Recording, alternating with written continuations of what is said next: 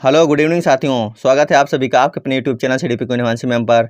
मेरा नाम है रवि और आप मेरे साथ कर रहे हैं अपनी सीटेट के लिए मैथ्स पेडागोजी की क्लासेस, जिसका पार्ट है 30 नंबर का मैथ्स का, जिसमें से 15 नंबर की पूछी जाती है आपकी मैथ पेडागोजी।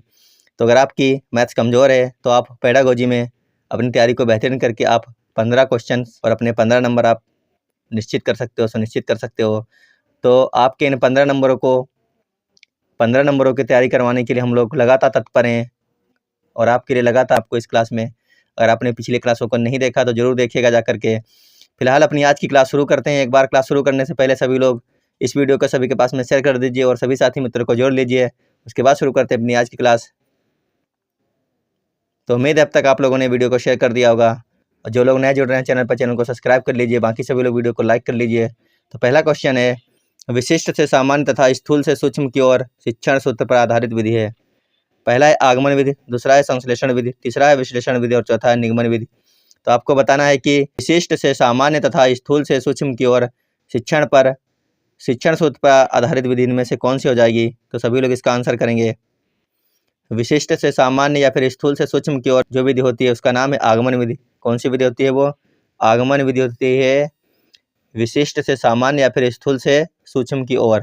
अगर यहाँ पे उल्टा होता है सामान्य से विशिष्ट और सूक्ष्म से स्थूल की ओर, तो वहाँ पर हो जाता है निगमन विधि। इसको आप लोग याद रखेंगे।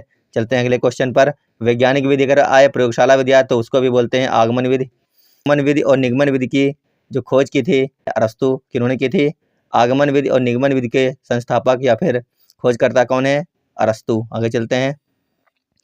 रेखागणित में कौन से आयाम को प्रमुख स्थान दिया जाता है? पहला है आकार, दूसरा है विस्तार, तीसरा है स्थिति और चौथा है उपरोक्त सभी। तो बताइए रेखागणित में कौन से आयाम को प्रमुख स्थान दिया जाता है? इसका आंसर करेंगे सभी लोग। क्वेश्चन नंबर 2 का सभी लोग आंसर कीजिए एक बार। रेखागणित में जिस आयाम को प्रमुख स्थान देते हैं वो आकार, विस्तार और स्थिति, यानी ऑप्शन नंबर डी हो जाएगा बिल्कुल सही। इन सभी को प्रमुख स्थान दिया जाता है, आकार, विस्तार और स्थिति। याद रखना आप लोग। चलते हैं अगले क्वेश्चन पर। क्वेश्चन है, गणित शिक्षण के प्रेरणात्मक सिद्धांत के सूत्र हैं। पहला है सक्रियता, दूसरा है सजीवता, तीसरा है उपर्युक्त दोनों और चौथा इनमें से कोई नहीं। तो आंसर कीजिए, गणित शिक्षण के प्रेरणात्मक शिक्षण के सूत्र कौन से हो जाएंगे? क्वेश्चन नंबर 3 का सभी लोग आंसर करेंगे एक बार।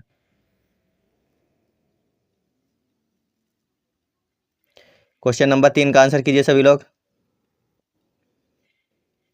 तो क्वेश्चन नंबर 3 का हो जाएगा ऑप्शन नंबर बी। क्या हो जाएगा? सजीवता जो है बिल्कुल सही आंसर इसका है।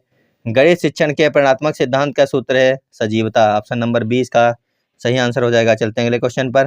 क्वेश्चन है, गणित शिक्षण के लिए पाठ योजना का निर्माण आवश्यक है। पहला है सिक्षक को पाठ याद होता है, दूसरा है विषय वस्तु का विकास मुख्य व्यवस्थित ढंग से किया जाता है, तीसरा है छात्रों की कमजोरियों का पता लगता है और चौथा है विषय का गूढ़ अध्ययन कराया जा सकता है। तो बताइए गणित शिक्षण के पाठ्य योजना का निर्माण आवश्यक है, इसमें कौन सा ऑप्शन हो जाएगा सही? क्वेश्चन नंबर 4 का आंसर कीजिए सभी लोग। तो इसका जो लोग कर रहे हैं ऑप्शन नंबर बी, उनका हो जाएगा सही। विषय वस्तु का विकास मुख्य व्यवस्थित ढंग से किया जाता है, यही इसका हो जाएगा ऑप्शन सही, ऑप्शन नंबर बी। आगे चलते हैं। क्वेश्चन नंबर 5 है, गणित विषय का सबसे अधिक संबंध होता है विज्ञान से, नागरिक शास्त्र से, भूगोल से या फिर समाजशास्त्र से? ये क्वेश्चन आपको पीछे भी हम करवा चुके हैं। तो इसका हो जाएगा ऑप्शन नंबर ए। गणित विषय का सबसे अधिक संबंध किससे होता है? वो होता है विज्ञान से। किसके साथ में होता है? विज्ञान से होता है गणित विषय का सबसे अधिक संबंध। अगला क्वेश्चन देखते हैं, गणित के नियम व निष्कर्ष कैसे होते हैं? वस्तुनिष्ठ होते हैं, सार्वभौमिक होते हैं, वस्तुनिष्ठ व सार्वभौमिक दोनों होते हैं या फिर इनमें से कोई नहीं होता है? तो बताइए गणित के नियम व निष्कर्ष कैसे होते हैं? क्वेश्चन नंबर 6 का सभी लोग आंसर करेंगे एक बार। आंसर कीजिए सभी लोग इसका। तो गणित के नियम और निष्कर्ष होते हैं वस्तुनिष्ठ और सार्वभौमिक दोनों प्रकार के, यानी इसका हो जाएगा ऑप्शन नंबर सी बिल्कुल सही। ऑप्शन नंबर सी इसका सही हो जाएगा। गणित के नियम कैसे होते हैं? वस्तुनिष्ठ और सार्वभौमिक दोनों ही प्रकार के होते हैं। आगे देखते हैं। अगला क्वेश्चन है, वह उद्देश्य जो शिक्षक गणित पढ़ाने के बाद कक्षा में ही प्राप्त कर लेता है उसे कहा जाता है? सांस्कृतिक उद्देश्य, शिक्षण उद्देश्य, सामाजिक उद्देश्य या फिर उपर्युक्त सभी? तो इसका आंसर क्या हो जाएगा? वह उद्देश्य जो शिक्षक गणित पढ़ाने के बाद कक्षा में ही प्राप्त कर लेता है उसे कहा जाता है। तो आंसर कीजिए सभी लोग। क्वेश्चन नंबर 7 का क्या हो जाएगा? इसका आंसर बताइए सभी लोग, क्या हो जाएगा? तो इसका हो जाएगा आंसर नंबर बी, शिक्षण उद्देश्य कहते हैं इसको। क्या कहते हैं? शिक्षण उद्देश्य कहा जाता है। आगे देखते हैं, क्वेश्चन नंबर 8 है, गणित शिक्षण में मूल्यांकन में ब्लूप्रिंट क्या है? आपको बताना है गणित शिक्षण में मूल्यांकन में ब्लूप्रिंट क्या है। पहला है विद्यालय की आधारशिला, दूसरा है प्रश्न पत्र निर्माण की आधारशिला, तीसरा है शिक्षण की आधारशिला, चौथा है छात्रों की आधारशिला। तो बताइए गणित शिक्षण में मूल्यांकन में ब्लूप्रिंट क्या है? क्वेश्चन नंबर 8 का सभी लोग आंसर करेंगे। तो इसका हो जाएगा ऑप्शन नंबर बी। गणित शिक्षण में मूल्यांकन में ब्लूप्रिंट जो होगा वो हमेशा प्रश्न पत्र निर्माण की आधारशिला कहा जाएगा। किसको कहेंगे? प्रश्न पत्र की आधारशिला को ही कहेंगे ब्लूप्रिंट। आगे देखते हैं अगला क्वेश्चन क्या है।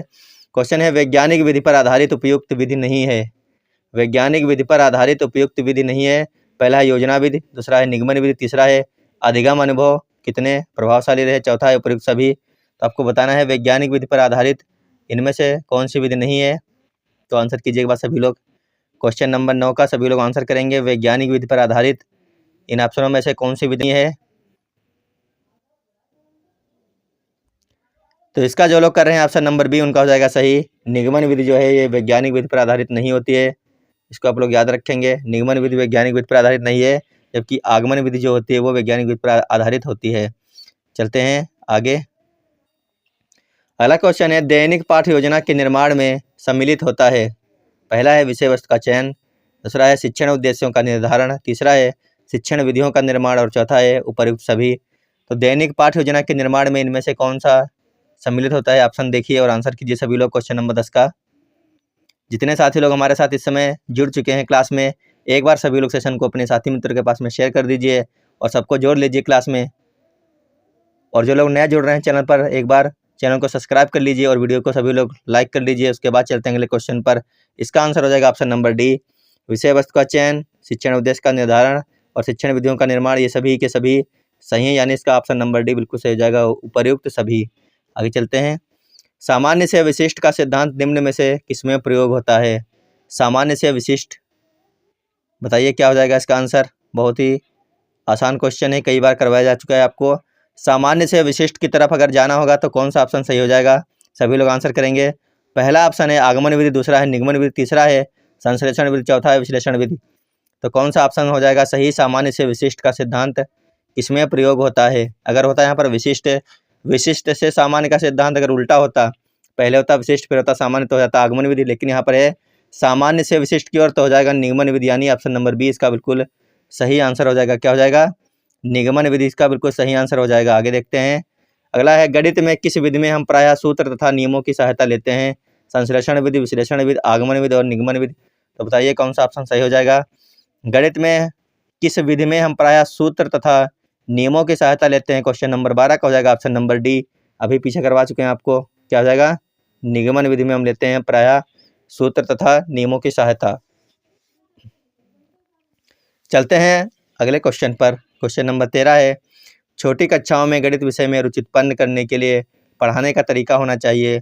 पहला ऑप्शन दिया है मनोरंजक एवं खेल संबंधी, दूसरा है रटने का, तीसरा है आगम का, चौथा है निगम का। तो बताइए छोटी कक्षाओं में गणित विषय में रुचि उत्पन्न करने के लिए पढ़ाने का तरीका किस प्रकार का होना चाहिए? सभी लोग आंसर करेंगे क्वेश्चन नंबर 13 का।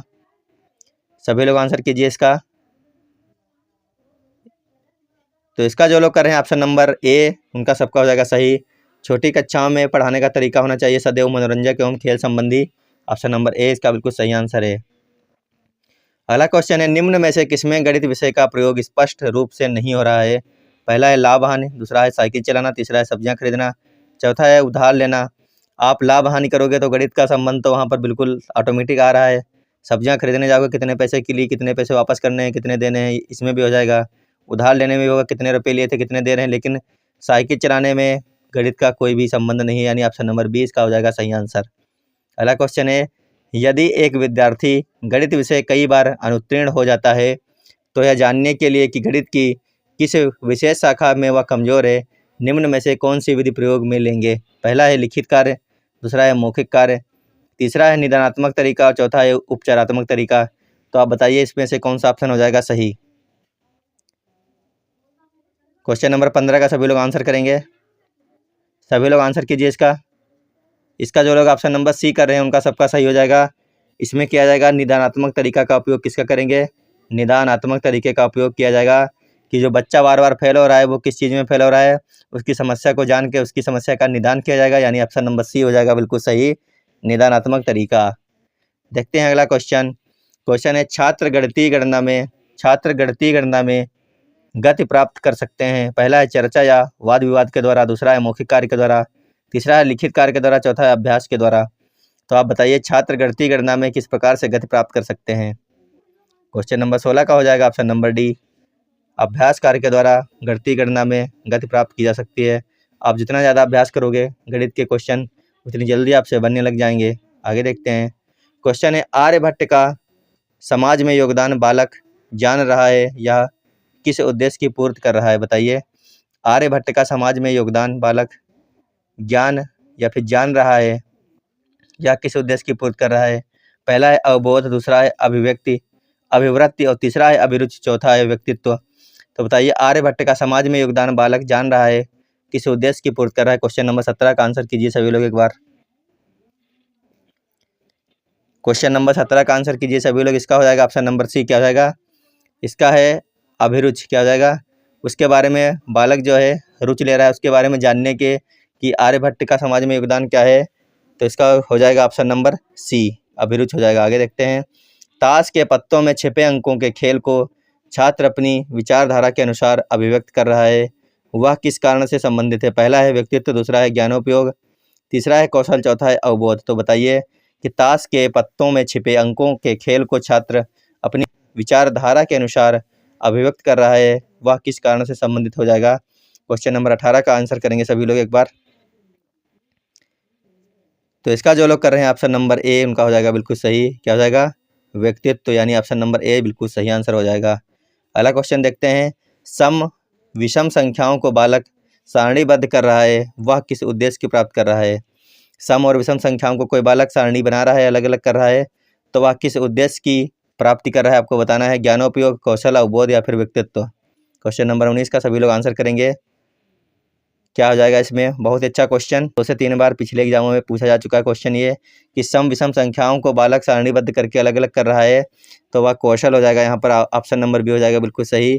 किस उद्देश्य की प्राप्त कर रहा है, कौशल उद्देश्य की प्राप्त कर रहा है, ऑप्शन नंबर 20 का सही आंसर है।